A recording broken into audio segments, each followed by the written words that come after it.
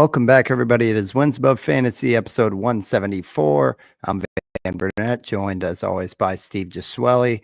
Happy Thursday for those of you guys joining on the podcast. Welcome on the live stream as well. Steve, April baseball, gotta love it.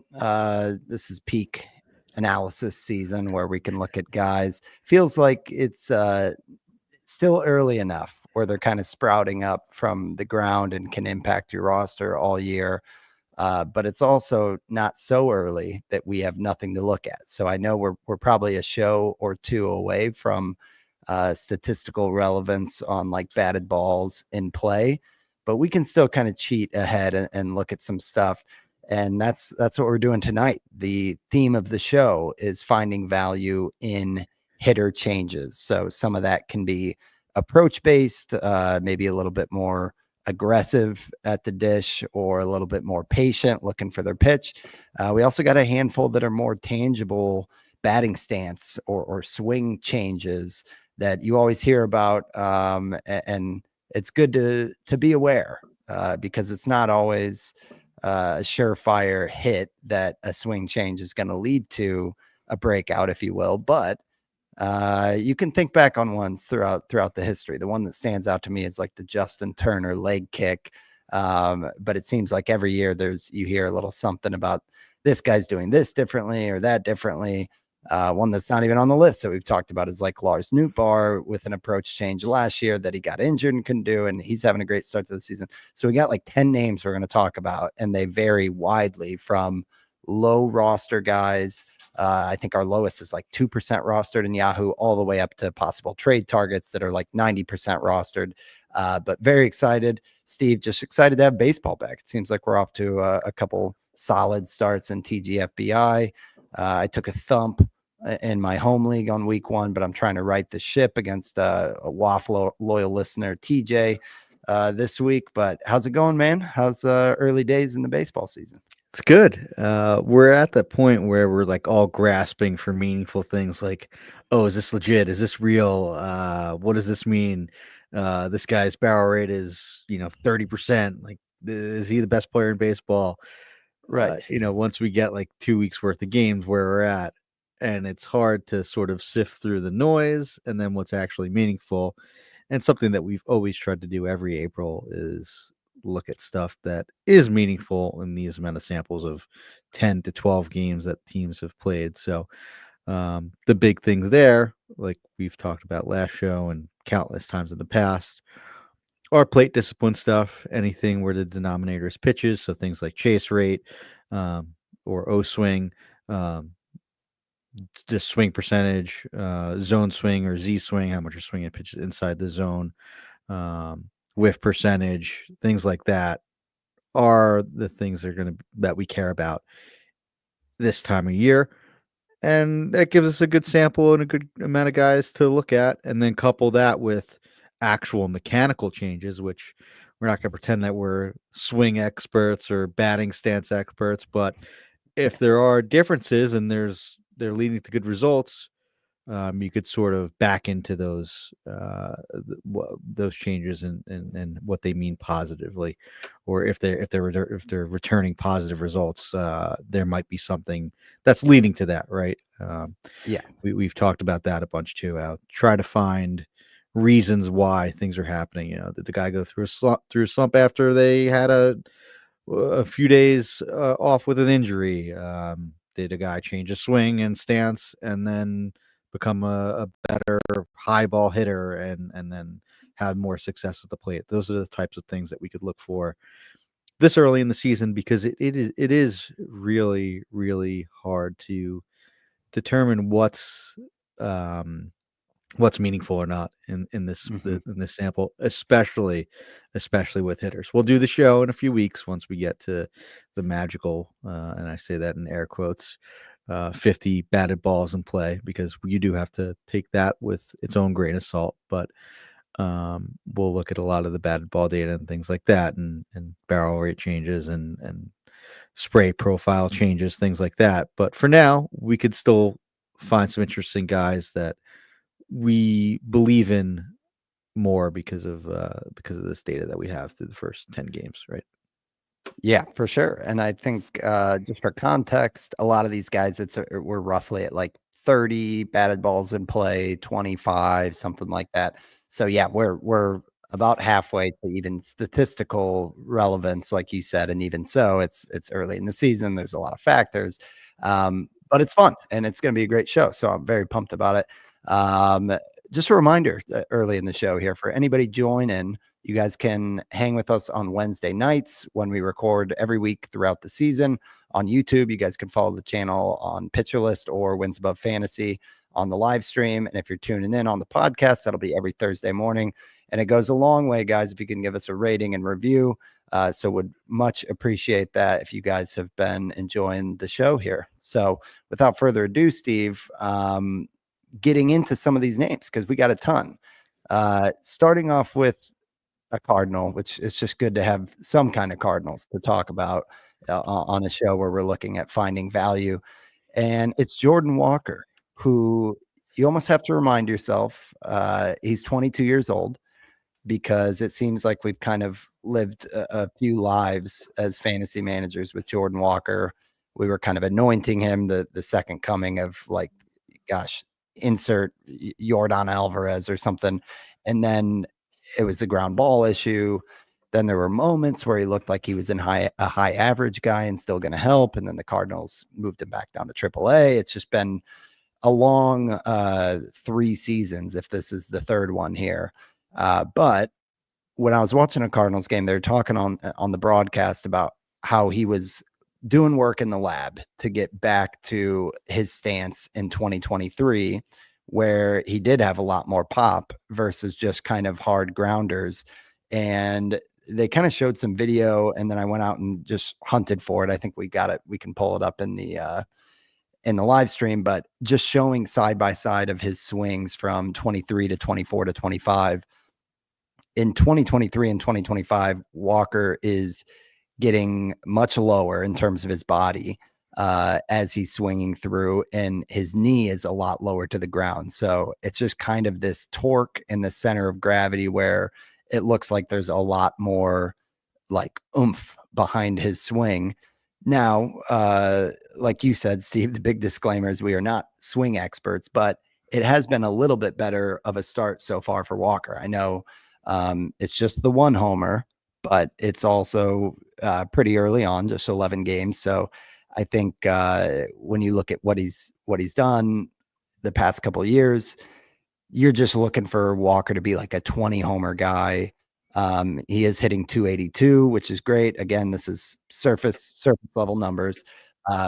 Couple steals already, but some good signs. And I think another thing that was interesting is I was looking at stuff, and you talk about the low denominator, but I feel like bat speed is another one that it's like that's probably being tracked every swing, right? Not just on contact or hits. And that bat speed for Walker has been up to like 100th percentile at 78.5 miles per hour, whereas last year it was not that. It was 77. So I mean, it was still up really high, but it's even higher this year. So whether that's related to the swing or not. But then the plate discipline is the other piece of this, where the chase rate so far, at least on the rundown a couple days ago, I think he went, is it 0 did he get a hit tonight? Let's see. He did not play, but he had a pinch hit, I believe. One on a pinch hit. Yep. Yeah, that game today was like the worst game I've ever followed and watched half-heartedly. Yeah, I did not. It just wouldn't end. It was like 1-1 forever with no hits, and like, it was tough to watch.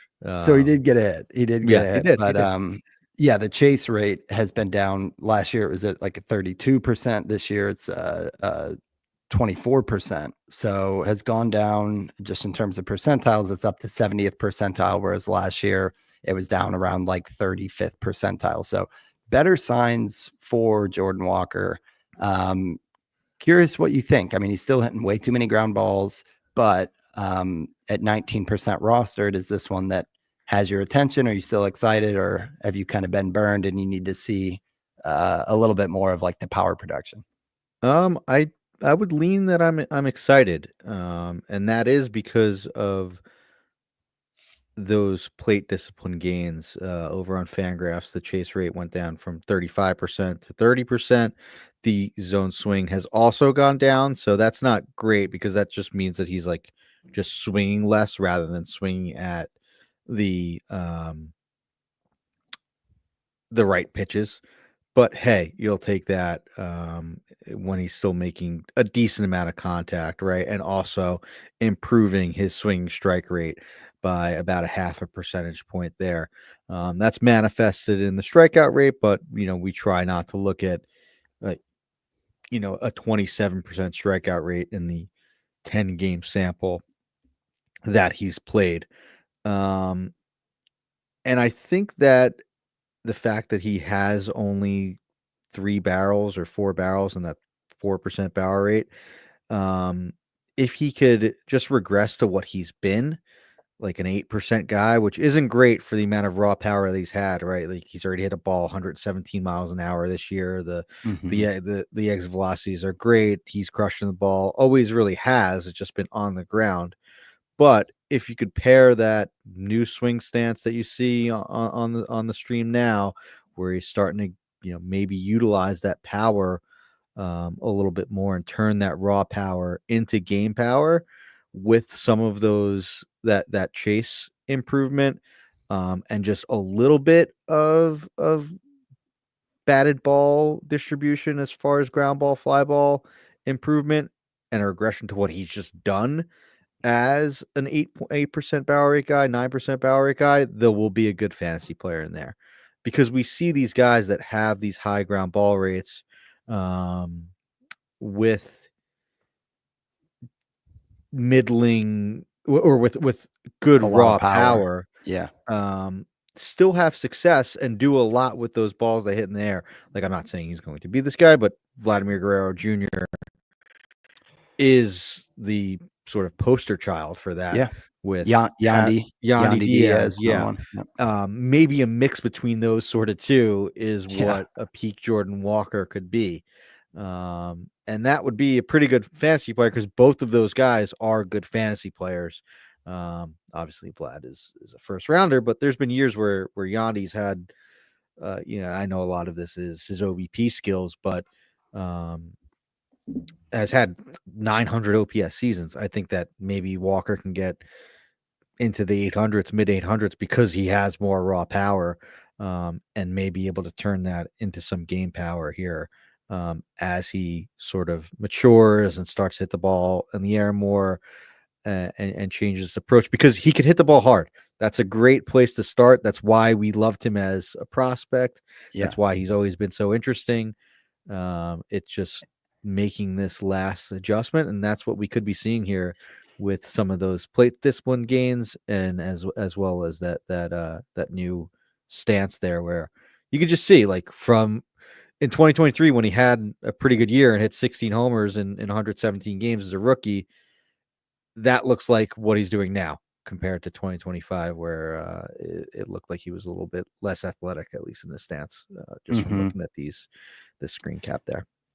Yeah. And I mean, I think, when you think of Walker, the fact that he's got 90th percentile swings or sprint speed as well, like, really, we don't know his ceiling. I mean, it's a big if, but if he can sort that launch angle thing out, his ceiling, it's possible. You wouldn't rule out that he could become a fantasy all-star. I mean, that's where we had him when he was getting promoted. I mean, I remember he and Jared Kelenic were being viewed as like, oh, are these future first, second rounders? And at age 22, you would need kind of like a Christian Yelich like ground ball fix when he went to Milwaukee, and it all clicked there too. But I mean, some of that stuff does happen. So I think it's just encouraging that he actively was working on it.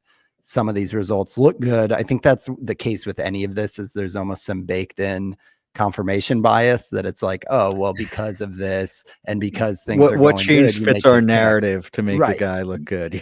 But it's that time of year where you kind of, you would rather grasp at something that has a tangible change to it than just completely shoot in the dark and say, hey, maybe this could keep going. So that's Jordan Walker, 19% rostered. I think we like that one. This next one is a much deeper post hype. You got to go back to 2020 when Ke'Bryan Hayes was did he win NL Rookie of the Year? Or he was at least a finalist, but we were all so excited about Ke'Bryan Hayes, and now age 28. We've kind of all moved on in a fantasy sense of at least getting excited about Hayes outside of the deepest of leagues, 9% rostered in Yahoo. But I think it's worth noting, at least for me, Steve, year before last, we saw a 271 average with 15 homers. All last season, he battled a ton of back issues. He's a guy that gives it all on the defensive side. I know the Pirates extended him. I think it was like a 9-year contract. So this offseason, there was a lot of focus on how he needed to do what he can to be healthy and just stay on the field and be productive. He talked on MLB TV with the guys and was saying, third base is not only a spot where you need to be effective at the hot corner, but you also need to be producing pull power and be a key bat in the lineup like everybody else is at that position. So he made a again, tangible change, intentional change to basically hold the bat with both hands on his follow through. So rather than doing kind of that one-armed Ken Griffey follow through that was adding a ton of strain to his back, he switched to this two-handed swing through. And Harold Reynolds is breaking it down and saying, look how much smoother this looks. Look how effective it looks.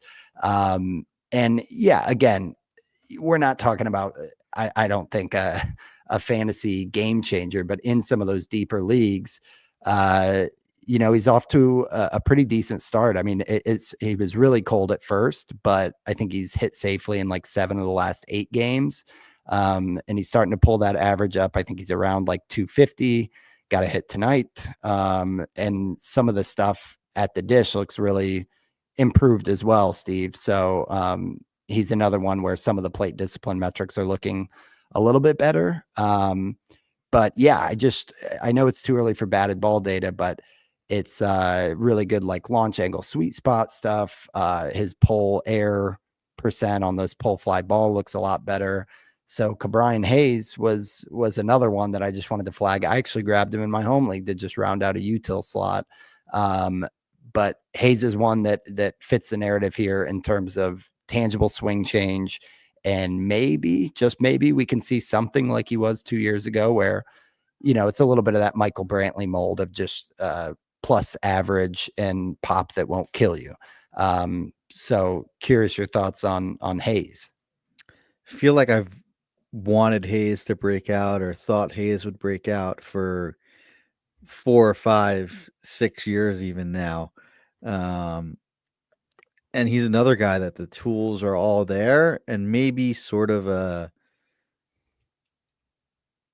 warning sign for the guy we just talked about in Jordan Walker. Like this could happen. Like the guy could have all the tools and it could seem like it's clicking at certain times and have all the raw max EVs and hard hit rates that you want to see and a low strikeout rate and good plate skills, but for whatever reason it not click. And it really hasn't for Hayes now. I think a lot of that is due to injuries, like you said, with the back, just all in all disappointing years where those plate skills just never translated and the ground ball rate was, prohibitive.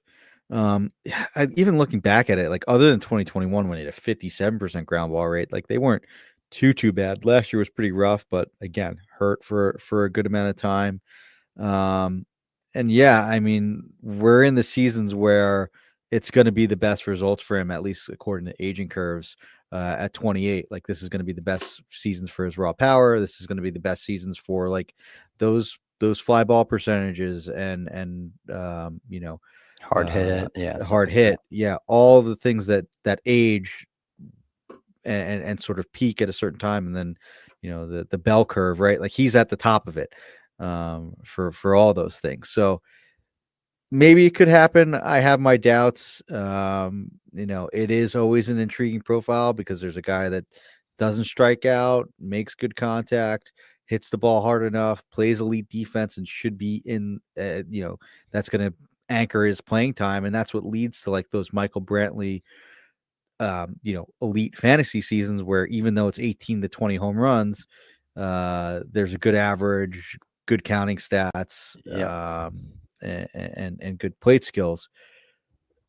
I just don't know if it's going to happen for Hayes at this point, and maybe I'm missing the train, but I don't see enough here that makes me think like, okay, yeah, now Hayes is finally putting it all together.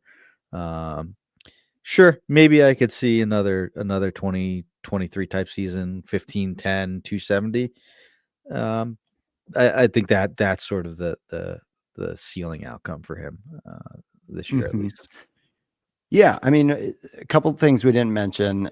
In the past like week or so, they moved him up to hitting either leadoff or cleanup, which is a lot better than where he was at like batting eighth opening day. The other thing about that 2023 season, just to note, is that 15 homers, 10 steals came in 124 games. So I know that he is a durability risk, but if, again, big if, you get him at that skill level, but 150 games, now you might be talking about a 260 plus average guy with like 2015 type of profile. Now we'll see if he still runs. His sprint speed's gone down, but he does have a couple steals so far already this season. Yeah, and it's interesting. He will be a good one, Steve, when we do the batted ball one, because certainly last year, in the little time that we saw him, I mean, still 96 games, his barrel rate was 2.4%.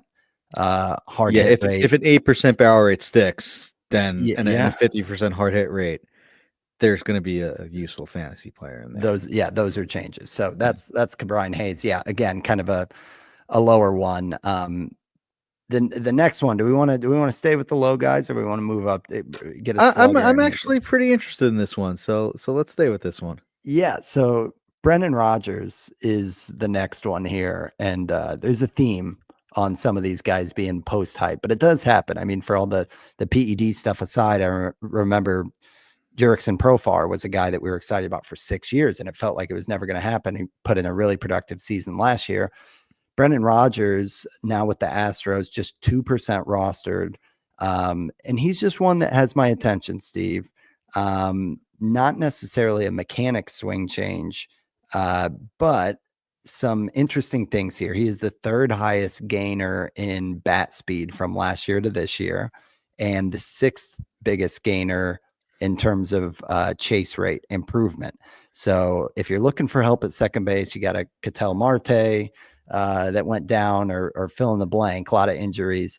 Brendan Rodgers, he's just 28 years old, and everything you just said about Kyren Hayes, applies to him in terms of the bell curve of peak power and everything.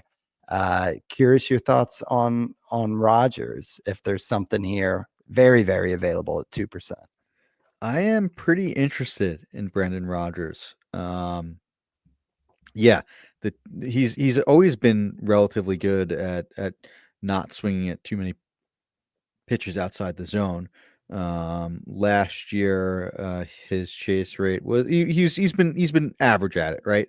But this year it's like elite at just 18%. Or 19% over on Fangraphs, and the Z swing hasn't gone down too much, right? It's like 70%.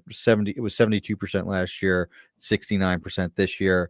The contact rate has gone down a little bit, but the swing strike rate is actually still decent at 11.6%. That does not translate to the 35% strikeout rate that he has now. So a little unlucky. Maybe he's just taking a lot of pitches now, and just striking out, and having a few extra strikeouts that he shouldn't be taking, because that swing strike rate isn't indicative of a 35% strikeout rate. So I think that's something that you can kind of get caught up in. You would glance at it quickly. 35%. Brendan Rodgers don't care.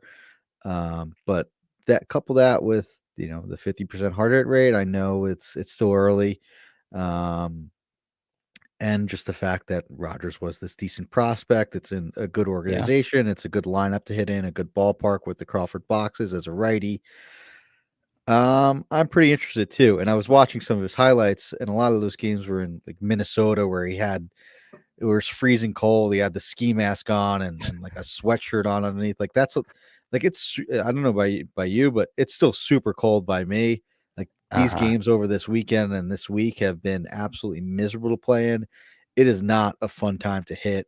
I know that there was the opening week. There was a bunch of home runs. Everyone was talking about the torpedo bats, and it was relatively warm that week too.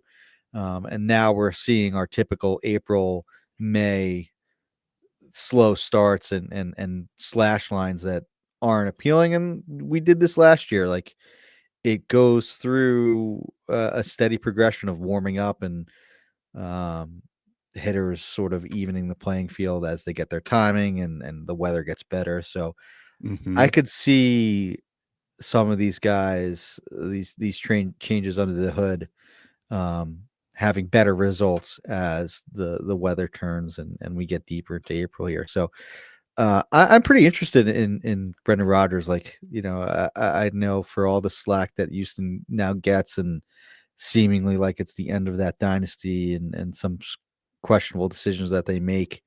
There's still some smart people there, and I could see them getting the most out of Brendan Rodgers. I know it's interesting for a guy that doesn't have a home run yet, but I'm intrigued with Brendan Rodgers, especially in deep leagues.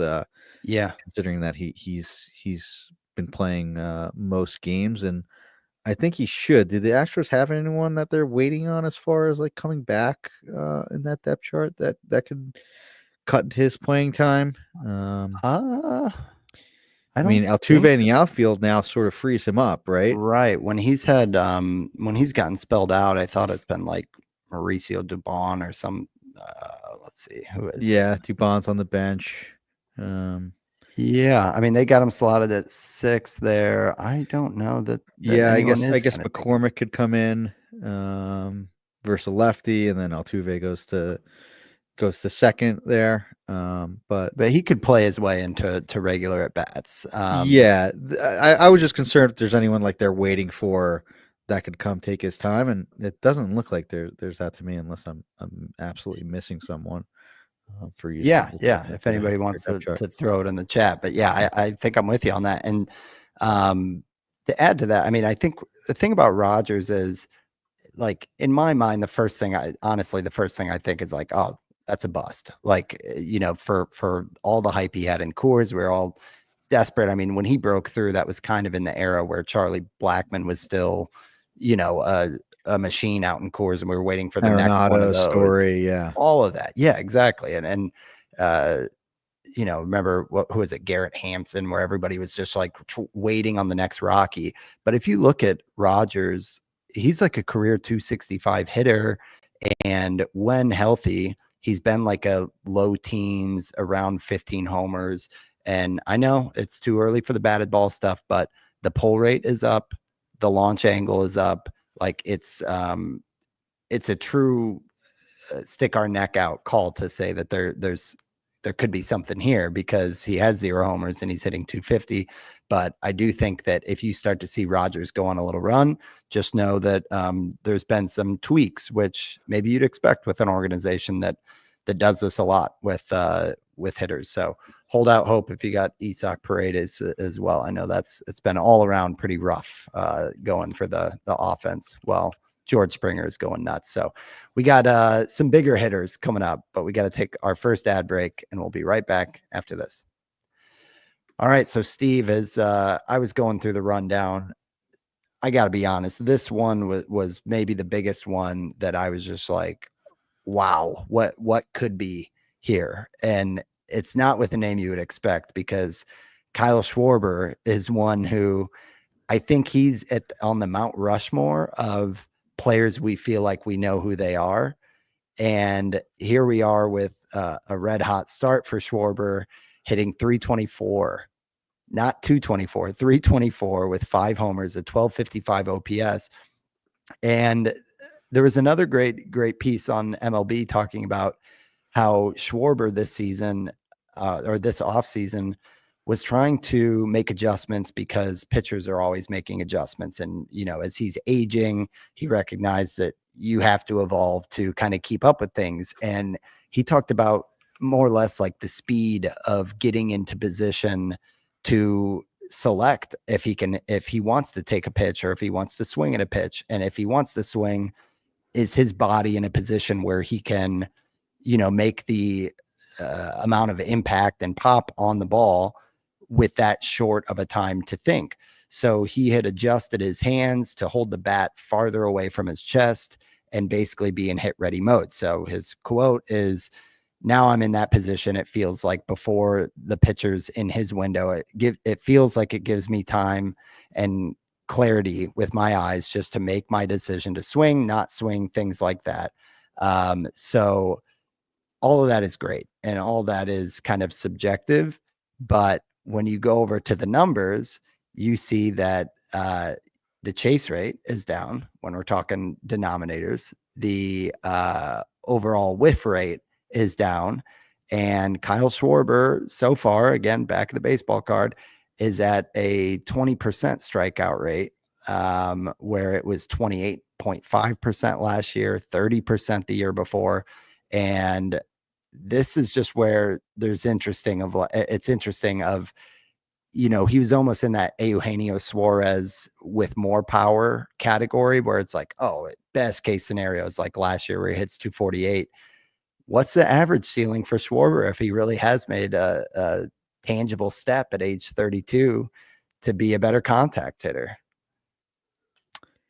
It's super interesting because we always talk about June Schwarber, right? There are some super slow starts in April and May, and then all of a sudden Schwarber hits like 15 homers in June. What is his year going to be if he's has a good April? Like we say that all the time. Like, what happens if he has 5 homers and hits 230 in April? I don't know what happens if he has 10 homers in April and hits 320. Is he going to have a 50 homer season where he hits 240? Right, kind of combines what he did last year as far as average wise with 2023 and 2022. It is a contract year for him. His contract goes through. He's a free agent next year, so it's interesting. And who knows? Like he is this hitter that's made these adjustments before, right? Like there was all that talk about when he first broke out in the league, and then the league adjusted and he couldn't hit the high pitch and changed his swing to be able to hit the high pitch. So like this guy is a professional hitter in every sense of the word and knows how to make adjustments. And this is where all his value comes from, right? He's essentially a DH. No knock on Schwarber. I know he's played left. I know he's played first. He's done a million different things to find a way to provide value there, even with his defensive deficiencies. And yeah, he came up as a catcher too, right? My point is that he knows how to make these adjustments and what he's doing, and the art of hitting is like his specialty. So it's not surprising that he can cut his chase rate by 7% while maintaining the same zone swing rate. So that's beautiful, right? Like he had a 24% chase rate last year. It's down to 17.3%. His zone swing was percentage last year was 63%. It's 62.5% this year. His contact rate up 4%. His swing strike rate down 2%. All things with the denominator pitchers that are meaningful in this sample. Now, again, to sort of cut back to what we were saying in the beginning, this is not saying that this is now Schwarber's this elite contact guy and going to have a 20% strikeout rate when he's been at 30% the rest of his career. But this may be the year that you could buy a 25 to 27% strikeout rate with, where maybe Schwarber can hit 260 or something like that and have essentially a first round value type of season with those changes that he has. And he's been talked about it. And yeah, all of the hard hit rates are exactly where you would expect them to be for Kyle Schwarber. So I am pretty bummed they don't have as many shares Oh as I man. hope. Like he was a target for me. It just one of those things where I was drafting just didn't fall. I think I have a few in NFBC, but it just looks like this could Specifically, be yeah. a peak Schwarber year, which is crazy to say at age 32. But hey, like some of these guys, like Ortiz, like these sluggers age gracefully. It's rare, but some of them do, and I think Schwarber may be one of those guys. Yeah, credit to him as a hitting specialist where Yeah, you think about that with Ortiz or JD Martinez or whoever it is, but Schwarber, it's like he kind of just was the hitter of the time, right? Where it's like it turned into this kind of three true outcomes thing, and he's been extremely effective. Like there's nothing wrong. I think we kind of dock him because he has the low average, but the reality is he's had 40 homer seasons like in his sleep for yeah, this run. And yeah, if he could get to a 260, because some of these batted ball metrics are so salivating right now that you're like, I don't want to overreact, but if you're hearing his narrative and it's true that he's now identifying pitches sooner, it's pretty easy for you to make that like domino connection of like, okay, he's picking out his pitch, he's putting his best swing on it, and that's why this could possibly be a career watermark for Schwarber, and like a 260 50 homer season would be first round value, which is nuts for Schwarber. I'm like you, Steve. There were a couple drafts where I was looking right at him and a guy next to him. I'm trying to even look at like who that was. And I remember I went opposite of Schwarber, even with some like power guys. So kind of kicking myself a little bit for that one as well. But yeah, you don't know it until it happens. So Schwarber, this if is somebody, his yeah, This is his lowest rolling strikeout percentage on a 10-game basis. Basically, other than a stretch last May, since 2023. Like he's had times where he's hovered around 20%, 21% as far as like a rolling strikeout percentage. It went down there was a 14% dip in the beginning of or in May of last year, but other than that, like for him to have a 17% strikeout rate over a 10-game rolling average, that's sort of another way to look at the peaks and valleys in small samples, right? Because you see these sure. ups and downs. Let me see if I could share It does make me feel my better that screen there. my choice over Schwarber was Teoscar, and that's working out pretty well. So Yeah. that feels good. But I'm trying to find other outfield in that range. Yeah, you could Yeah, see it someone like here. James Wood. I got it up, but like there's a few dips there, and we're basically in one right now, which is pretty crazy. Like it's That's where it another way to started. sort of look at those small samples and contextualize and give context, rather than just saying, "Hey, now he's this 20% strikeout guy." Well, yeah, he's been at certain times, but maybe it could be more of that stretch in 2024 when he had that really good stretch in the summer last year that led to him hit. And hey, last year he had 260, right? That's part of the Mm-hmm. reason why. Mm-hmm. Yeah, so there's Schwarber could be a good buy high opportunity there. I would be in on that. To kind of flip to a completely different player, going to Maikel Garcia, going from Schwarber to Garcia is no easy Two segue, but opposite ends of the spectrum. Yeah, that's impressive totally, just to do that. totally. Yeah, but props to you. 52% rostered, and so available out there. Garcia was noted as a mechanical swing change. He added a toe tap to be more balanced and help with timing. He talked about how it felt like he was crashing forward in his swing and kind of losing balance. And I know last year was a bit of a down year after a good 23. Just pulling up that overall line. Yeah. So 2023, where he hit 272. And then last year is kind of a popular pick for like late speed, and he hit just 231. So like a 40-point drop in batting average. so far this season. Again, early goings, hitting 308. And the whiff percentage, which is always good, has maintained. I think some of the biggest differences so far is the stuff that's hard to take too much stock in, but like the barrel rate last year was a 3.7. It's up to 10.3%. In terms of what he's actually doing so far, talked about the 308 average, but also a couple homers, which is, it only takes a handful of those before he's at like a career watermark. His highest ever was last year was 7 home runs. So Maikel Garcia in what's now a good KC offense offers some speed, and it looks like this was an intentional move to bring balance and approach at the plate, maybe more pop if some of these numbers stick. So a little bit less here overall to go off of, but curious if you're interested in Garcia, Steve. This would probably be like 12 teamers where he would be available or a trade target. But I thought it was interesting that he did this toe tap change. And there was another side-by-side video of this. And so far the results have looked good.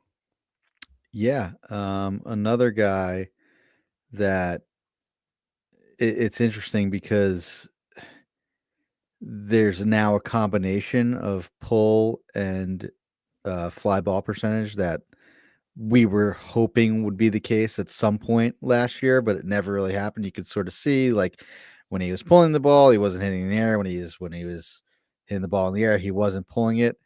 And now it looks like it's coming together again. We use these rolling charts to contextualize them and know that there are peaks and valleys, and that's why we can't take these small samples as final form. But there's something interesting going on here. That's a good chart. That's a good chart with Maikel Garcia. Because the reason why we liked him, right, was because of the fact that he had the hard hit rates at 50% and good speed, and just would need a little bit of power to tap into to become a super interesting fantasy player, right?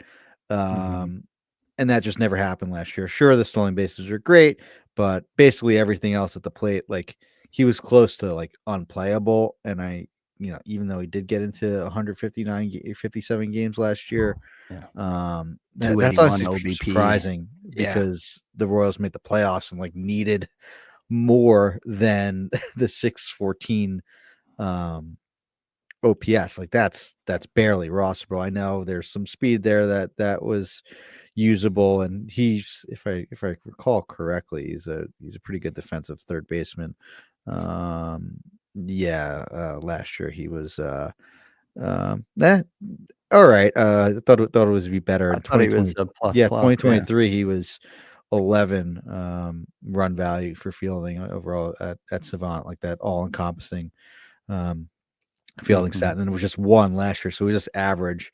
So yeah, I just goes to show you that the Royals, like, as good as they were last year, they lacked some depth. But hey, it's a good thing because now it looks like maybe there's some of those gains that are coming all together for Maikel Garcia. So I'm interested, and I think that maybe all of the changes that we hoped for last year that had some hype could potentially lead to a guy that could hit 250 with non-zero power, like 10 homers or so, and then that 30 plus steal speed, which is a really, really good fantasy player. So interested in Maikel Garcia for sure. Yeah, and he's probably blocked in terms of lineup context with India, just because of India's like on base skills. But India's hitting like 250, and he's playing a lot of outfield too. India is. So yeah, and he's played third outfield. I know they can play him at second too. So yeah, because he's been like 8th in the order. Garcia has. I'm talking more just like, could he lead off if things are going well, but he doesn't walk a ton. Yeah. In any case, I think Garcia offers a ton of speed, and this shows that there's room to take a step forward with certainly average from more like the 271 we saw in 23, but maybe like a 10 to 20 10 to 15, we'll say, home run output would be amazing if he's still getting like 30 plus steals. Steve, I'll flip it to you to talk about Nick Castellanos, who was another one that put him right next to Schwarber in terms of us thinking we got the book out on him, but very interesting things happening with Castellanos so far. Yeah, I'm glad you did, because I don't know, I've been sort of You're telling Nick me, dude. Castellanos detractor. I was a supporter for a while. Then the last few years were super concerning, just because even with the good results in 2022, there was a lot of concerning things that looked like, hey, this is not going to be good as he was aging. Yeah, it was that 2023 season where he had 29 homers, a 272 average, was, a top 20-ish outfielder, right? But there was an increase in K rate, a really, really astronomical chase rate, for a guy that did a lot of chasing his whole career. Like, it's always hovered in the high 40s, and it's jumped up to 44, 43, last year 41%. This year back down to 32%. That's his best chase rate since his rookie year. That is crazy. And the zone swing is way up. That is telling me that he's making good swing decisions. He's swinging at 90% of the pitches in the zone. That's the most of his career. And chasing 32% of the time, the lowest of his career, all while having the best swing strike rate of his career, 11.2%. I think this Castellanos is like a pretty good go grab and add him now if you need any sort of outfield help whatsoever. Just he got dropped. He got dropped in my home league, and that was like super brash. I mean, it's kind of a wild like home league moment where everyone is like, "Oh, who's top of the waiver order?" But like, I think people get bored with him early on, and it is a reminder that like at age 33, we're seeing a much different Castellanos this season so far. Yeah. And like the pop is still there. Yeah, he had 29 homers in 2023, 23 homers last year. Like, the counting stats will be good because that lineup is so good. The ballpark is good. I think that with this, there could be sort of a 270, 25 homer season like 2023 again. I don't know, maybe even more, because he may not strike out close to 28% of the time, especially if he's keeps these plate discipline gains. Yeah, the 10% strikeout rate. Again, that's the results oriented stuff, but like it's always been, in the 20s. I'm adding him in my high home league 20s. as we speak. Oh, I love it. Like, I love it, dude. So he's out there. That's what I'm saying. At 88% rostered, like that's a high number, but there are leagues out there where people just like he's just there's something that doesn't feel great about rostering Castellanos, I think, because we feel like it's been year over year, like you said, Steve, that it just feels like his career is going in the wrong direction and you get annoyed with it, and he doesn't have the huge upside, air quotes, that some of the young up and comers have. But yeah, it's no coincidence that in both of our home leagues he's been on the wire, which is crazy with what he's doing under the hood. So yeah, I think this is a great buy high. We got 3 guys left to talk about, some names we've mentioned so far this season and a couple that we have not. But we're going to take our second ad break. We'll be right back after this. All right, so Steve, this one I would almost throw in the Brendan Rodgers camp of sticking the neck out a little bit. And maybe this one doesn't even have the results to go with it, but this is just noting that Cody Bellinger is also one who, he's tinkered throughout his whole career. I think that was the one that you and I were like banging our heads against the wall after he had the MVP season. He turned around and changed his swing. And it's like, that's like Tiger Woods firing his Masters weekend. Tiger Woods firing his or changing his swing after winning 16 majors or whatever it was.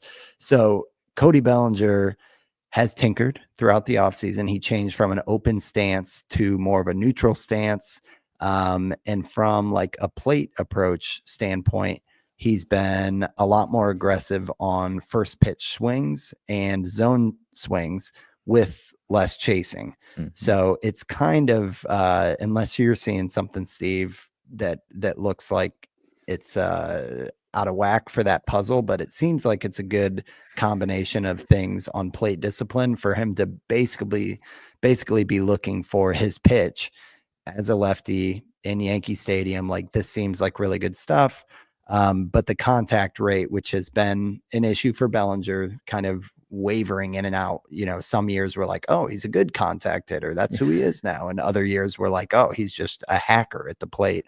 And here he is hitting 206 and the contact rate looks bad, but the plate discipline looks good. And he looks like he's being aggressive on first pitch, maybe looking for his pitch to hit. What to make of Cody Bellinger, because this is definitely a buy low one. Might not get thrown out to the wire like a Castellanos. I think he's still like 98% rostered.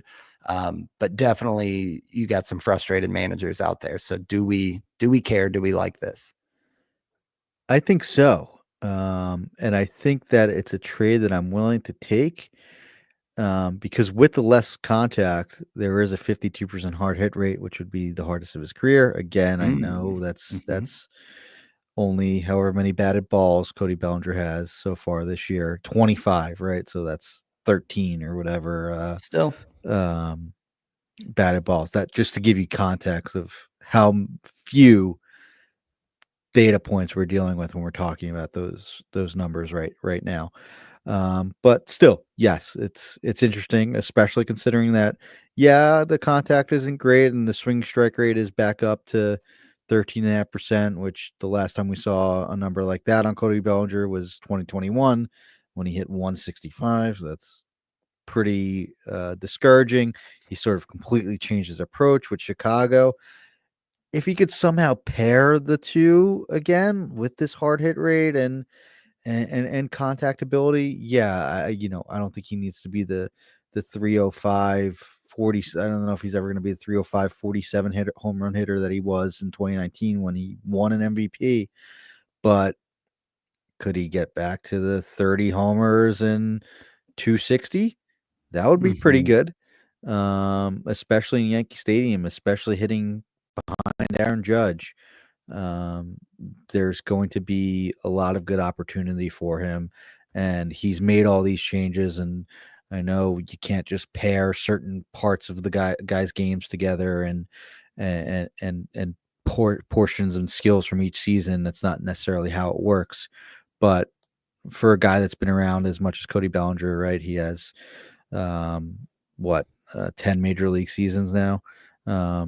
Been up since, or 9 major league seasons, been up since 2017. Yeah, I remember when he was a rookie and just mashing home runs and had the 39 homers in 2/3 of a season, right? And Triple Crown contention, all that. He's been through a lot, right? Sort of like the Kyle Schwarber type of thing where we were talking about before, where maybe it's not the art of hitting and you don't think of Cody Bellinger as this guy that's this cerebral guy that makes all these adjustments, but he has a little bit. He's completely changed his approach at certain times. And I think that I like the move for Cody Bellinger when he came to New York. I think there's some good things happening under the hood, and I would be patient and excited, even though his OPS right now is at just 611. Yeah, and like with those swing strike rate increasing and a few of the contact metrics declining, it's still only a 22% K rate. Like that's kind of what we were talking about. The opposite of with who was that earlier that we were talking about? Brendan Rodgers, where he had like the 35%. Like, yeah, it's probably a little bit low, but it shouldn't be that low. But it also shouldn't be too high. Like the opposite of what we were saying with Rodgers. So, yeah, I think to get even more on subjective narrative, like we talk about pressing with a new club, there's probably no environment that is more press worthy than being a Yankee, and being a Yankee who's also like a World Series, winner and all that stuff. So I think maybe I like what you said, Steve. You'll take the trade off. Like we don't need Bellinger to be a 300 hitter or even a 275 hitter. we would be okay with 250 and 35 bombs, and he's in the perfect spot for that. So I like that the launch angle is up, the hard hit rate is up, but if that comes with some extra whiffs or the K rate going in the opposite direction, I think you'll take it. I think this one, it's so weird. It feels like Schwarber dictated his evolution of his career, where it feels like Bellinger's is a little bit more random, almost the way we talk about like Blake Snell will have seasons where he's good in one way, and then an inexplicable season where he's good in a completely different way. And it seems like that's kind of been Bellinger's path. But I think that he's a low floor, high ceiling play. Like if you're in last place or first place, I think he's a great trade target, because he could either help you run away with your league, or if you feel like your team needs something big to kind of blow up and take you to another level, I think it's worth a shot on Bellinger. And of course, we're saying all this 2 weeks into the season, so this could be a footnote in a month if he starts to sort it out. But I think there's managers right now that would be like, this isn't what I drafted and all that stuff. So yeah, that's Cody Bellinger. Moving on to a more familiar name for the show this season is Spencer Torkelson. And this is another one where we see an actual stance change, where there's a side-by-side photo that's out there. And last year it was a little bit more like upright and kind of stiff. And this year it looks a lot more crouched, athletic, kind of a Jordan Walker similar thing, just bend in the knees, looks like he's ready to like throw some weight and pop into his swing. And obviously Torkelson's been off to a great start to the season in terms of results, with a 310 average, as we were doing the rundown, 3 homers, 1051 OPS. And it's too early for the hitting metrics, but this swing stance looks much more dangerous and just like spring loaded. It looks like a spring loaded swing, and his barrels are way up. His pull fly balls are way up.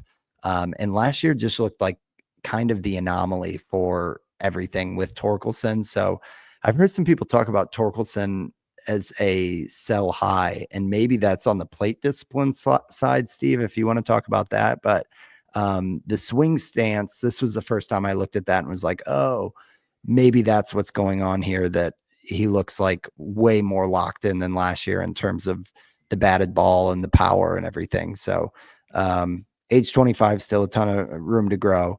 But talk to me about Torkelson, and is there a downside here when it comes to like the plate discipline?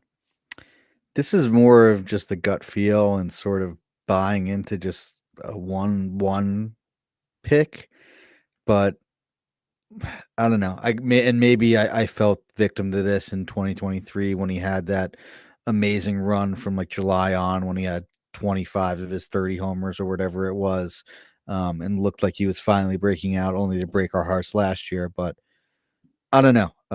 I want to, and maybe it is, I want to believe in Spencer Torkelson, but I think there is a good mashing, power hitting first baseman in here, and one that could sustain that 54% hard hit rate and elite 15% barrel rate. Maybe you have to throw the model of this show out the window with Torkelson, because it's like I would not tell him to change his approach or to swing less outside the zone and make a little bit more contact in the zone. And overall the swing strike rate has come down, but despite that, and the contact percentage actually has gone up. So I don't really care that the O swing and Z swing are going the opposite directions. Like, maybe it's just a matter of letting the guy who was good enough to be the first overall pick do what he needs to do to be the first overall pick. I am really excited about Spencer Torkelson. We've talked about that Detroit lineup, how much I like that. And it just looks like it could be very good. Who cares if he strikes out 30% of the time? Maybe the average won't be above 300 like it is now. But I think there could be a 30 to 40 homer hitter here. That's how much raw power I think Spencer Torkelson has. And if this is the sort of approach changes that he needs to make to feel comfortable, couple that with a more athletic stance, and getting into that raw power and converting it to game power. This is a guy that had 70 future game power, 70 raw power as a prospect. Whatever works, dude. Like Mhm. that's what I care about with Spencer Torkelson at this point, and why I'm sort of excited, despite maybe not fitting the mold of this show fully. Yeah. Yeah, I agree. I mean, I think he's one that you'll take the swap, and if it's the pop with more Ks and some of that stuff regresses, we don't need him to be a 310 guy. We just need the 35. We need him to go the way of Schwarber. So I like that. Uncle Ted in the chat brought up Kyren Paris, and he's a great one to talk about too. Steve and I were talking about him before we started rolling on the show. I actually grabbed him in TGFBI on this last Fab run to backfill for Ketel Marte at second. And yeah, this one is really interesting. I'd heard that he had worked on his swing throughout the offseason, and he did so with that Teacherman swing coach who has worked with Aaron Judge. He's worked with Kerry Carpenter and Ian Happ. I mean, like some really good portfolio. And Kyren Paris, like, don't look now, but he could completely emerge as a breakout. Like, he's just 23 years old. I know he was on MLB TV as well. We were looking at that video with Harold Reynolds talking to Paris, and just looking at basically him bulking up muscle over 3 years straight. He just looks like huge, like leg strength, growth, all of that stuff, staying back on his swing. And if you look in the minors, his ISO was always underwhelming. I mean, he kind of looked like a slap hitter. And now, while it's only been 9 games, 3 home runs, he looks great at the plate, and he looks really like he could be kind of an out of nowhere breakout. So Kyren Paris is a great name. He needs to start getting like everyday playing time. I think that they have no reason not to start doing that more often. It looks like he's played the last 4 games, so that's good. But yeah, just 2 more home runs tonight. So that's not even 3 home runs. That's up to 5. I didn't even realize he had two shots tonight, Yeah, man. He is on fire. So batting 7th. It seems like that could only go up if this is like a true breakout. So yeah, Paris is a great name, and rostered in just 49% of Yahoo leagues. So yeah, this is kind of a renaissance here for Kyren Paris. Yeah. I'm a little bit more hesitant. Having a minor league strikeout rate that hovers around 30 concerns me. Being a 230 hitter in, over 500 minor league games has me a little bit concerned, and wants to throw cold water on it. But I think you have to consider the fact that he was a top pick, made these legitimate changes, and the results speak for itself so far. I will also say that Zach Neto's coming back relatively soon. He also has 4 homers in like his last 5 minor league rehab games, so that's going to make the infield a little bit more crowded. That said, I think Paris could play some of the outfield. I don't know if he has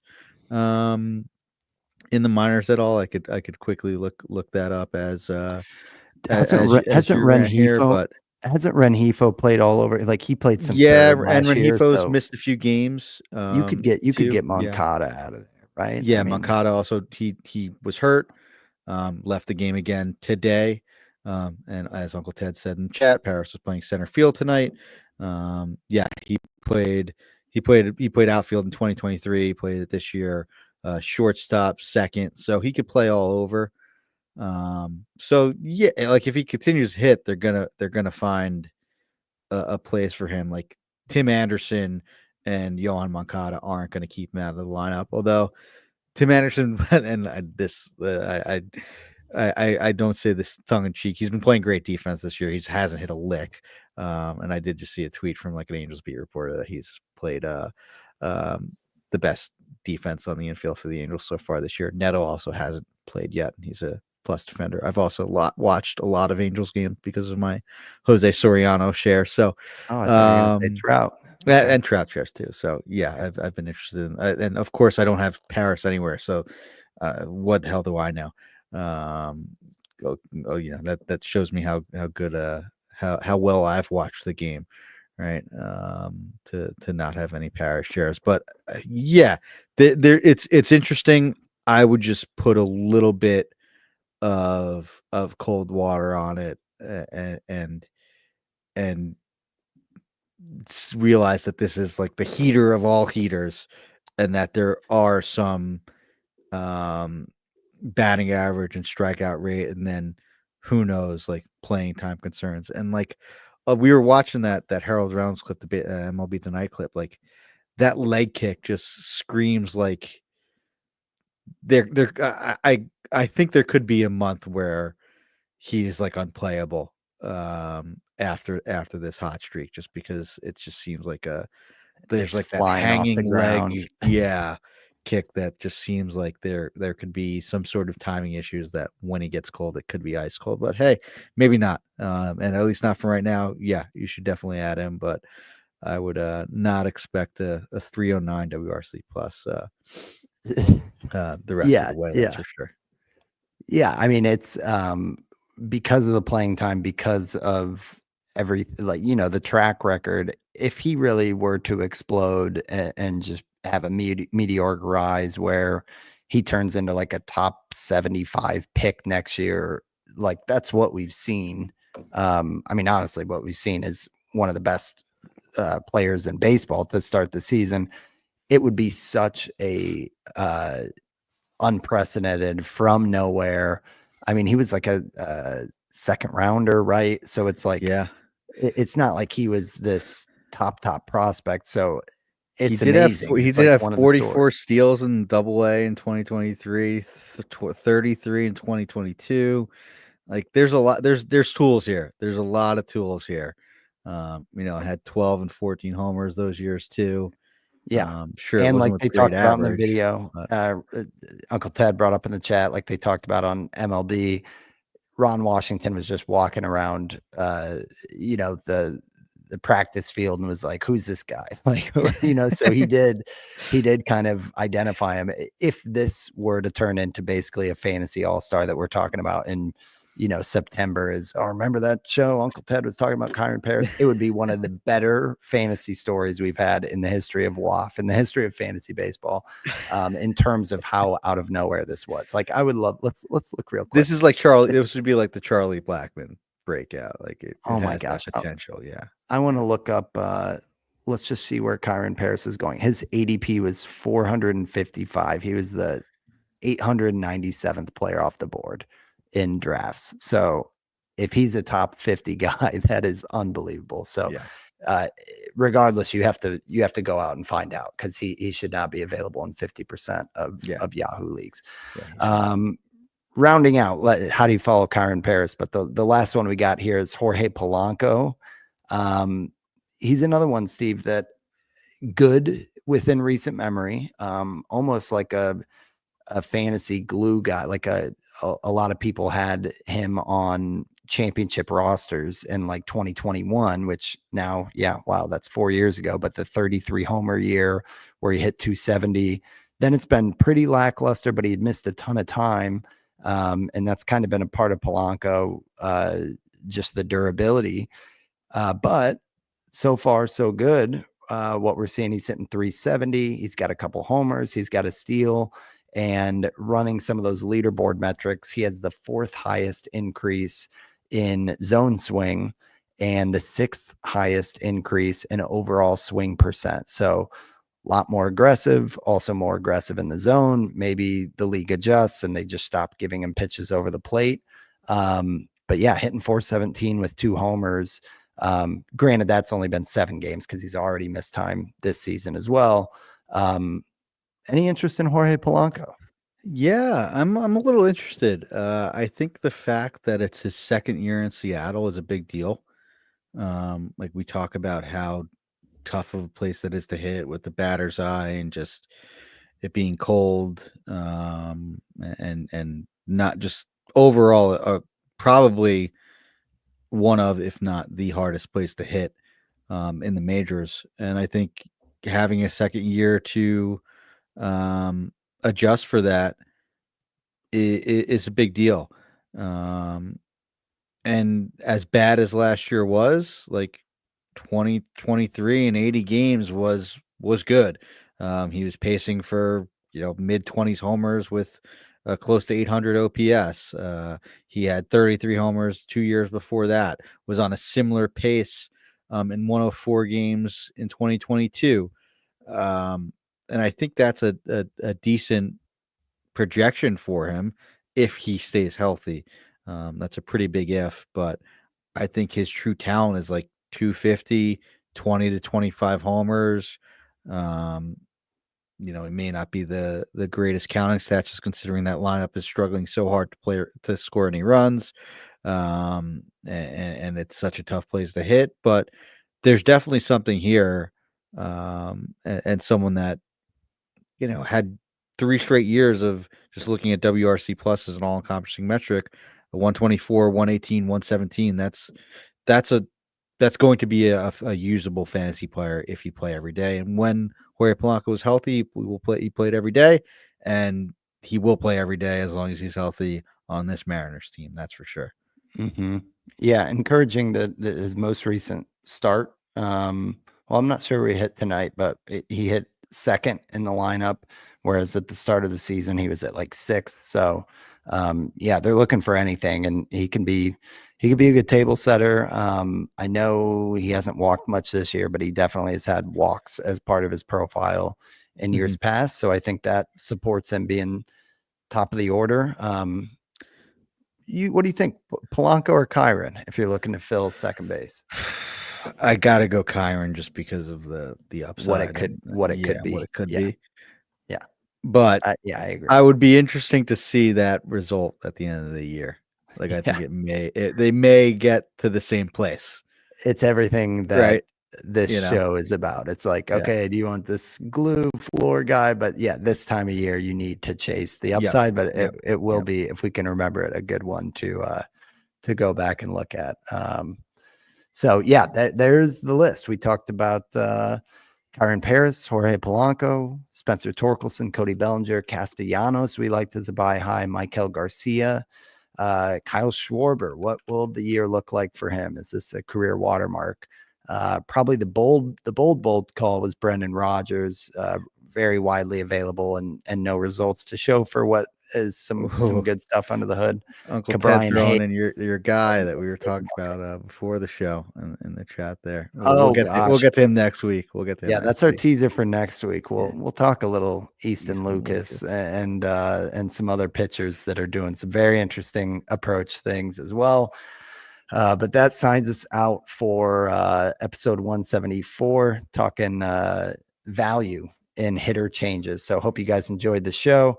Thank you for those joining the live stream and in the comments. And for all the listeners, we'll be here every week, and couldn't be happier to spend the most exciting time of the fantasy baseball season together here. But that's it. Thanks for talking baseball with us, guys. Thanks for listening, guys. Later.